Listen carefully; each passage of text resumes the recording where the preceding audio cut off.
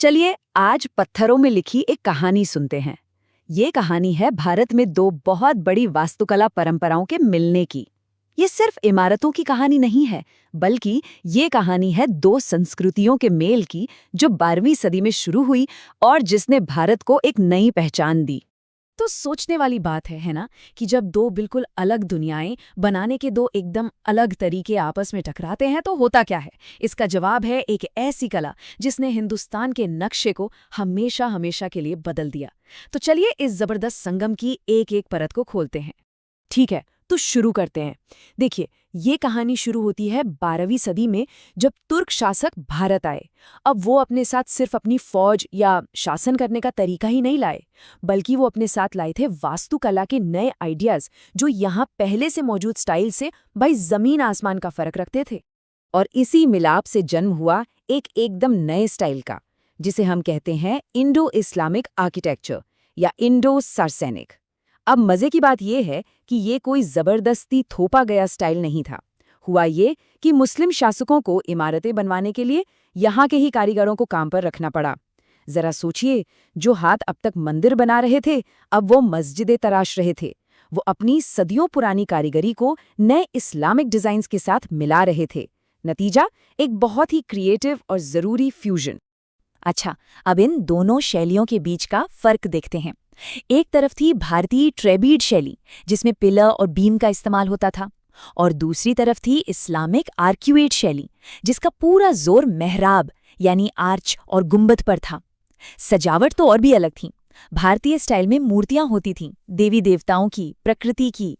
वहीं Islamic style में ज्यामितीय डिजाइन्स और कैलीग्राफी का इस्तेमाल होता था। सच में दो अलग ही दुनियाएं थीं। तो सवाल ये है कि ये दो अलग अलग स्टाइल आखिर मिले कैसे?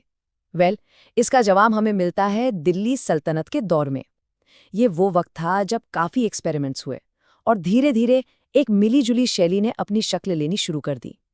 चलिए आगे बढ़ते हैं और देखते हैं कि ये सब हुआ कैसे। दिल्ली सल्तनत इस पूरे विकास का स्टेज था, समझिए। सबसे पहले मामलुक वंश, जिन्होंने कुतुब मीनार के साथ शुरुआती मिलाप दिखाया। फिर आई खिलजी, जिन्होंने अलाई दरवाजे के साथ पहला साइंटिफिक आर्च बनाया, मतलब पत्थरों को ऐसे जोड़ा कि वो अपना वजन खुद ही संभाल लें। तुगलकों में सादगी और ढलवां दीवानों पर जोर दिया। और फिर आए लोदी, जो एक ऐसा बदलाव लेकर आए जिसने सब कुछ बदल दिया।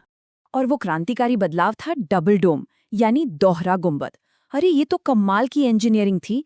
इसमें असल में एक के ऊपर एक दो गुंबद होते थे। बाहर वाला गुंबद इमारत को एक जबरदस्त ऊंचाई और शान देता था, और अंदर वाला छोटा गुंबद कमरे के साइज को बिल्कुल सही और आरामदायक बनाए रखता था। मतलब एक तीर से दो निशाने।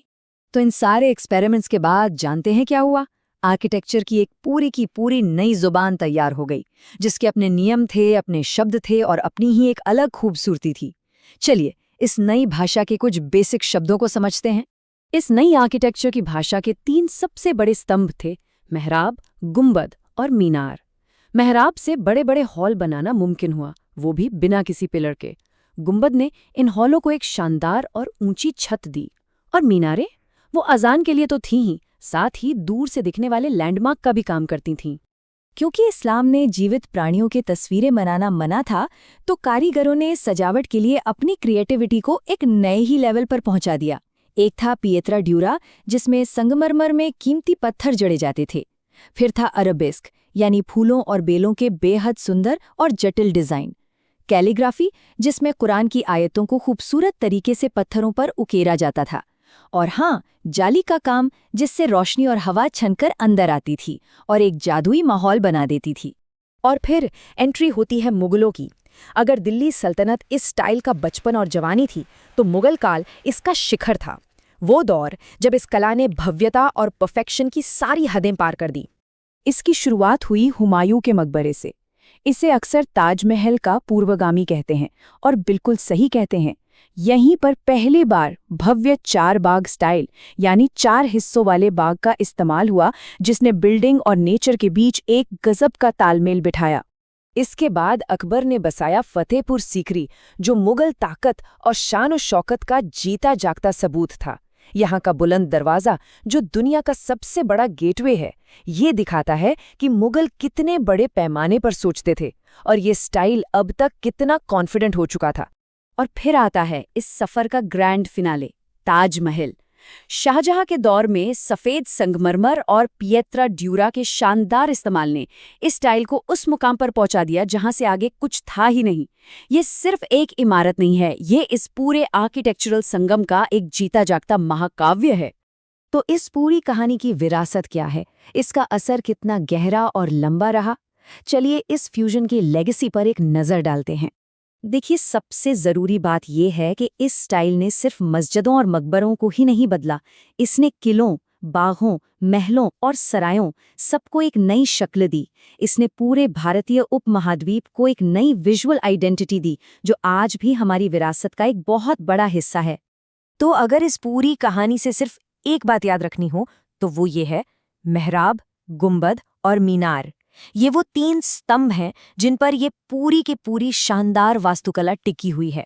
अगर आप इन्हें याद रखते हैं तो समझिए आप इस पूरी कहानी का सार समझ गए। और अंत में एक सवाल, आज जब हम इन इमारतों को देखते हैं तो इनकी विरासत हमें अलग अलग संस्कृतियों के मिलने के बारे में क्या सिखाती है? ये हमें क्या बताती है कि जब अलग अलग विचार टकराने के बजाय एक दूसरे से जुड़कर कुछ नया बनाते हैं तो कितना कुछ अद्भुत बन सकता है? इस पर सोचिएगा जरूर।